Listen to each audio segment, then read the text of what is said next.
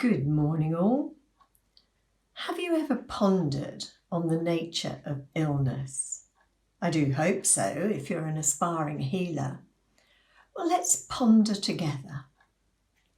Life is a journey through various experiences, and none more so than the experiences that different illnesses bring. Now, before you say anything, these are my ponderings, and of course, I'm broad stroking. As in, all teenagers think they're indestructible. They're fearless, flexible, strong and supple. Well, they were in my day. As long as the illness doesn't alienate them from the crowd or group, it's okay. Yes, everyone has spots or a bad hair day. And yes, these are major problems to a teenager, and a sexually transmitted disease is just so embarrassing.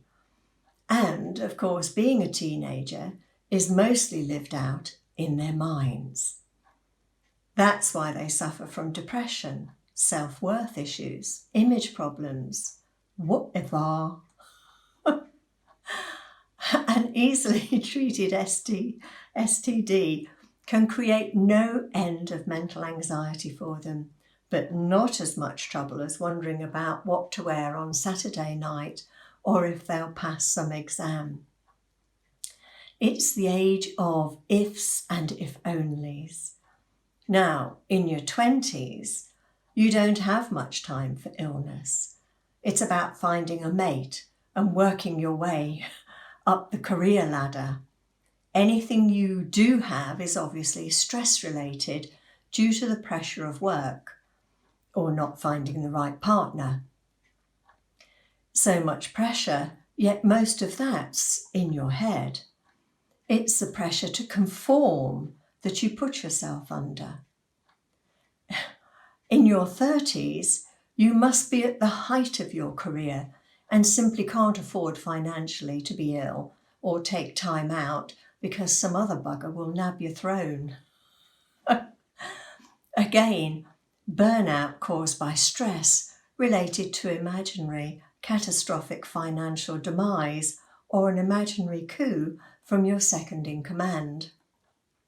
As a woman, you have to juggle the welfare of your children too, pay for nursery, schooling, babysitters. Why a mom can't be a mom anymore is another subject. Mental stress causing physical collapse. In other words, all in your head. In your 40s, you can relax a little more. Now it's not so much stress related, it's your hormones. Doesn't matter what your problem is, it's probably something related to your hormones. The mood swings, hot flushes, shopping for a sports car, bigger hips. And if a hormone patch won't fix it, then you must be imagining symptoms which don't fit the normal pattern, and therefore it's all in your head, dear. But then we come to your 50s, the age of saga holidays. Now things take a more serious turn. Anything you get now might be cancer. For men, it's generally down there, prostate, said in a whisper. Every spam email or junk mail through your letterbox will confirm what I'm saying, along with your saga holiday brochures. So, if you can stop imagining in your head that every ache or pain is the big C, then you might just survive your 50s. Of course, if you do get cancer, you can recover on a saga cruise around the Med. Okay, so you've made it to your 60s. Things do lighten up more now. You begin to see the funny side of things more, like getting off the sofa somehow becomes funny. Bending down is not quite as funny as the spectacle of you getting back up again. You still imagine you can do things as you used to as a teenager, like roller skate and balance on the table, or wrestle a bear and lift a car. In your head, you can still do it all. But you also get a bit dippy too. You forget more.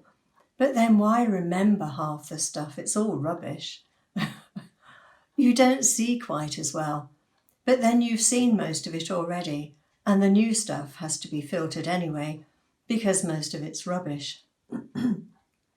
You don't hear everything as clearly, but clearly enough to know most of what is said is rubbish anyway. I surmise that it's a way of discerning what's important and what's interesting to you these days. You simply shut out the rubbish. Or should I say, filter, discriminate, choose, step back from, observe and turn away from anything that does not inspire and uplift you. One man's rubbish is another man's treasure, which just goes to show it's all in your head. Now, the 70s. Oh yes, the 70s. Most of us remember the 70s like it was only yesterday. The music, the fashions, sorry for the mental digression. But being in your 70s is definitely an age, an era, a milestone. You're elevated to a certain status. A certain respect is given, unspoken and unnecessary. However, you've become more fragile and vulnerable. It's your age, dear. Whatever you get now is down to your age. This imaginary number causes ever so imaginary but feels real illnesses. Over 80 and you're lucky to be alive. So just enjoy the bits that don't hurt. Now, in pondering all this generally, I've come to realise that all illnesses and how you respond to them goes on in your head. And that's the power of thought.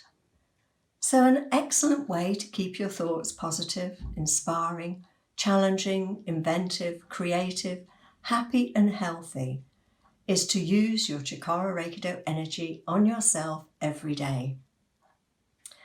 It gives you a serene confidence, purpose, harmony, balance, and an inner peace and contentment. And if that's not the age of enlightenment, then I'm a monkey's uncle. Blooming marvellous. Have a powerful chikara-reiki-do weekend.